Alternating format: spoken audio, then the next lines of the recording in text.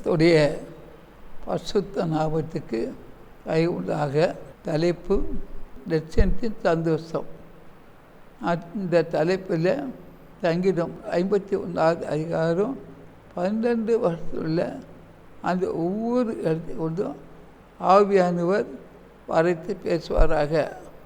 தேவனே, ஒரு கிருபையின்படி எனக்கு இறங்கும், உமது மிகுந்த இறக்கங்கபடி என் மீறுகள் நீங்கள் என்ன சொல்கிறோம். தாவீது சொல்கிறார், உமது கிருபையின்படி எனக்கு இறங்கும் என்று கேட்கிறார். ஒரு மிகுந்த இறக்கங்களின்படி என் மீறுகள் நீங்கள் என்னை சுத்திகரியும். இந்த நிகழ்ச்சியை பார்க்கும்போது 7 கட்டத்துள்ள ஒவ்வொரு சகோதரியும் வாஞ்சியோடு தாகத்தோடு அதிசய பறக்கா நிகழ்ச்சியை பார்க்க வாஞ்சாக இருக்கிறீங்க. ஆனால் தாவீது ராஜா என்று சொல்கிறாரு, உமது கிருபையின்படி எனக்கு இறங்கும். நாமளும் ஒவ்வொருவரும் அவருடைய கிருபையின்படி நாம் இறங்கும்படியாக நாம் மன்றாடி ஜெபத்தை எடுக்கணும். மிகுந்த இறக்கப்படி என் மீறல் நீங்கள் என்னை மிகுந்த கிருபை என்னை சுத்திகரியும். சுத்திகரியன்னா சிலுவையில் இயேசு ரத்தத்தால் கழுவப்படணும். அதை சுத்திகரிக்கிறது. அந்த சுத்திகரிப்பை தாவீது ராஜா வந்தாடி கேட்குறேன் நாம் பார்க்கிறோம். ஒரு கரபாஷாமானாரி கரபையா, அது என் அக்கிரம் நீங்கள் என்னை சுற்றில் கழிவும். இன்றைக்கி உலகம் அக்கிரமத்தை தான் இருக்கிறது. சென்னையில் தண்ணி நின்று போல, தென் மாவட்டத்தில் போல இன்றைக்கி உலக மக்கள்லாம் அக்கிரமத்தில் தான் இருக்கிறாங்க. சோத்தரம், நீங்கள் என்னை சுற்றிலும் கழுவி, அக்கிரம் நீங்கள் என்னை சுற்றிலும் கழுவி, என் பாவம் வர என்னை சுத்திகரியும். அக்கறம் நீங்கள் என்னை சுத்திகரியும். அக்கறம் என்னை சுற்றிலும் கழுவி பாவம் வர சுத்திகரிப்போ அவருடைய பாவத்தை உணர்ந்து அவர் சுத்திகரிக்க சொல்கிறார். உலகம் முழுவதும் அந்த பாவத்தை குறித்து அனந்திருப்பதை குறித்து அதிகமாக நான் பிரசங்க கேட்கல. எல்லாம் ஆசீர்வதித்தவன். எனக்கு ஒரு கேள்வி, பாவக்கரை இருக்கும்போது, தாபக்கரை இருக்கும்போது, பெச்சாரக்கரை இருக்கும்போது, குடிக்கிற கரை இருக்குது கரை இருக்கும்போது எப்படி ஆசீர்வாதம் வரும்? எங்கே பார்த்தாலும் ஆசீர்வாதம் தான். ஆசீர்வாதம் வேண்டுமென்றால் என் அக்கறம் நீங்கள் என்னை முற்றிலும் கழுவி, என் அக்கறம் நீங்கள் முற்றிலும் கழுவி, என் பாவம் வர என்னை பாவத்தை வர சுத்திகரிக்கணும். 1% பாவம் இருந்தால் கூட யார்கிட்ட நான் பசுத்தாவை வெளிவேறு. பசுத்தாவை எங்கே இல்லைன்னா அங்கே ஆசீர்வாதம் வருமா? யாரும் இன்றைக்கி அங்கே வராது. அவர் ஆசீர்வதிக்கிற தெய்வம் தான். எங்கள் கூட ஆண்டவர் ஆசீர்வாதத்து வாக்கு தட்டான். ஆக அந்த ஆசீர்வாதம் வர வேண்டுமென்றால், ஆசீர்வாதத்தை நான் பெற்றுக்கொள்ள விட்டால் என்ற ஒரு பாவக்கரையும் இருக்கக்கூடாது. பாவம் முற்றிலும் கழுவப்படணும். 100 பாவக்கரை ஒரு மகனுக்கோ மகளுக்கோ இருந்தால் நிச்சயமாக 1% கூட ஆசீர்வாதம் வராது. அதான் தாவீது ராஜா சொல்றார், என் அக்கறம் நீங்கள் என்னை முற்றிலும் கழுவி என் பாவம் வர சுத்திகரியும். 1% கூட பாவம் இருக்குமானால் பசுத்தாவியான நம்மளுக்கு வெளிவார். எங்கு பசுத்தாவி உண்டாங்கிற உடனே பசுத்தாவி இல்லைன்னா ஆசீர்வாதம் ஒருபோதும் வராது. அப்போ பசுத்தாவியான நம்மகிட்ட வாசம் செய்யணும்னால் நம்முடைய வாழ்க்கையில், கிரிகளில், நடக்கையில் 1% பாவம் வரக்கூடாது.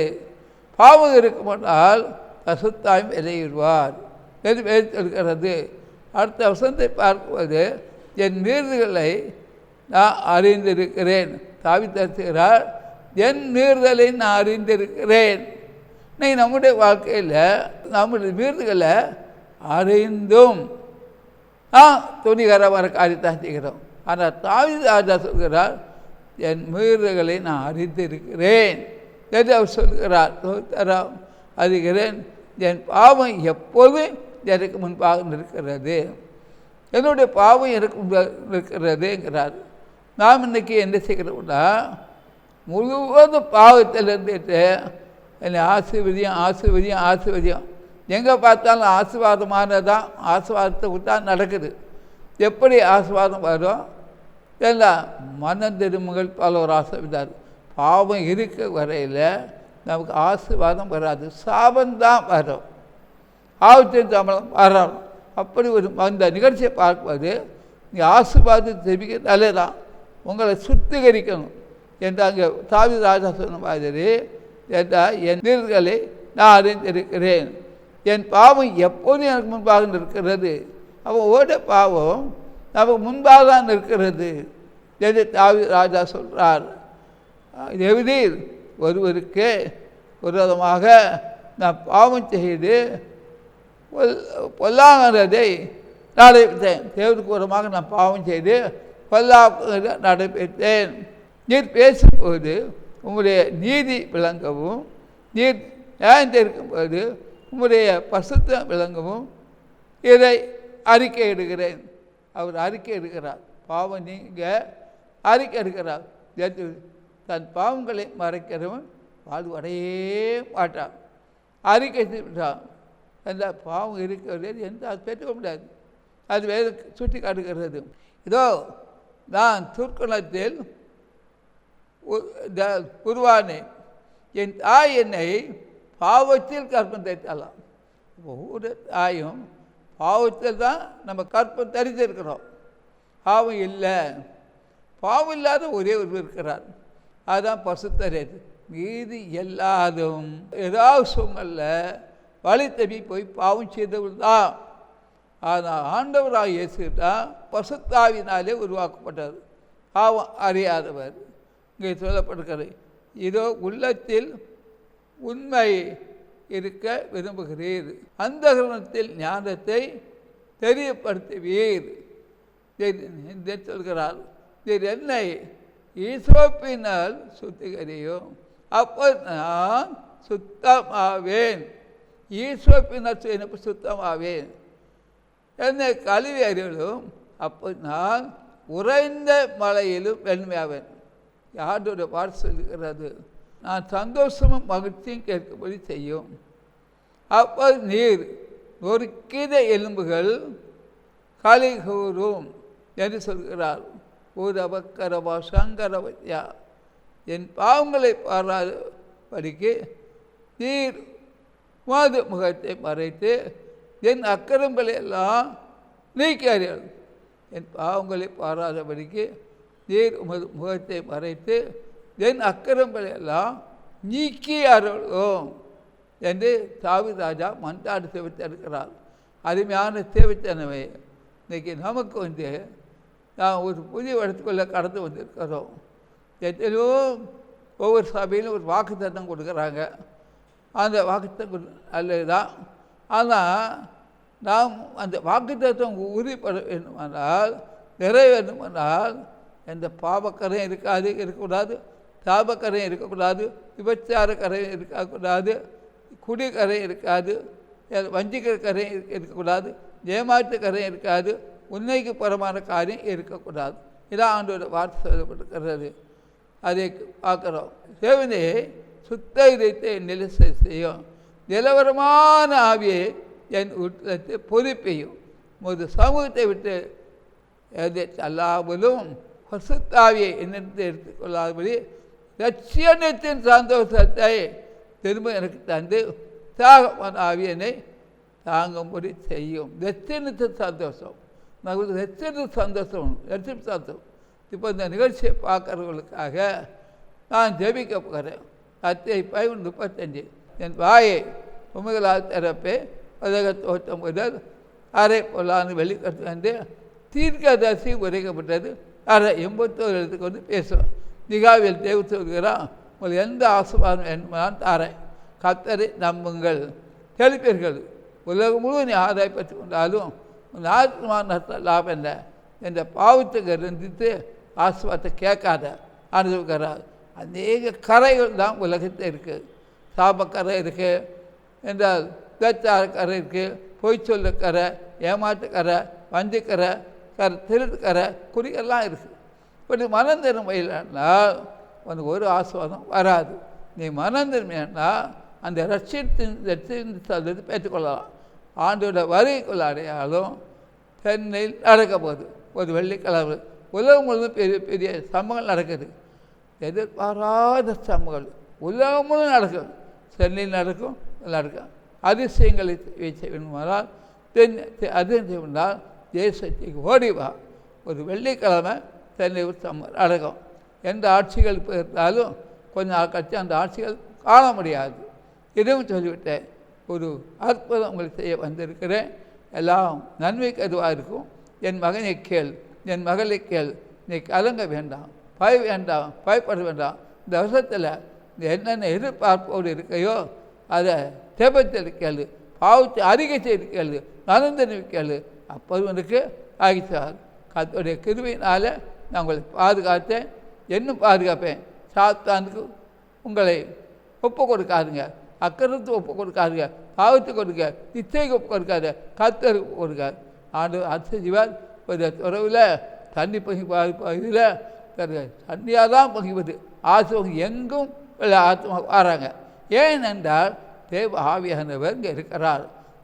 பல சென்னை உள்ள மக்களில் உலகமுள்ள வருவாங்க. ஏன்னா இயேசுக்கு இருக்கிறார். ரபா சமானாரியா. ஒரு அற்புதம் இல்லை, 2 அற்புதம் இல்லை, 3 அற்புதம். ஆபத்தை என்றால் அடக்கம் பண்ண முடியாத அளவுக்கு உங்களுக்கு சம்பவம் இருக்கும். பார்ப்பீங்க, என் கிருபை போதும், எந்த ஆசீர்வாதத்தை வேணுனாலும் நான் தருவேன். உங்கள் குறைவெல்லாம் நிறைவாக்குவேன். உங்கள் வீட்டை கட்டுவேன், குடுவை கட்டுவேன், பாதுகாப்பேன். எந்தெந்த படிப்பு நீங்கள் படிக்க வேண்டும் என்றாலும் ஏற்று கிறிஸ்து அந்த படிப்பை வாங்கி சேரும். நீ மனம் திரும்பி என் கேட்பாயானால் ஒரு ஆண்டு விளங்கி எந்தெந்த கோர்ஸ் படிக்கிறனாலும் வாங்கி சேரும். நீ மறந்து பட்சத்தில் நிச்சயமாக படத்தை வச்சு நாம் ஆசீர்வாதத்தை கேட்டுக்கொள்ளலாம் என்று நீ நினைப்பாயானால் நிச்சயம் நடக்காது. கர்த்தருக்கு உன்னை ஒப்பு கொடுக்கணும். 1% கூட பாவக்காரர் இருக்கக்கூடாது. இருந்தால் நன்மை வராது. கமானாரிக்கார்.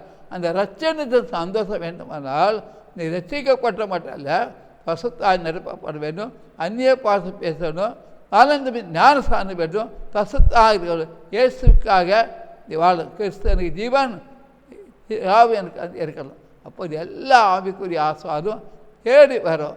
1 மாதத்துக்குள்ளே உலகத்தில் அதில் சம்பவங்களெல்லாம் நீங்கள் பார்ப்பீங்க. இது உண்மை.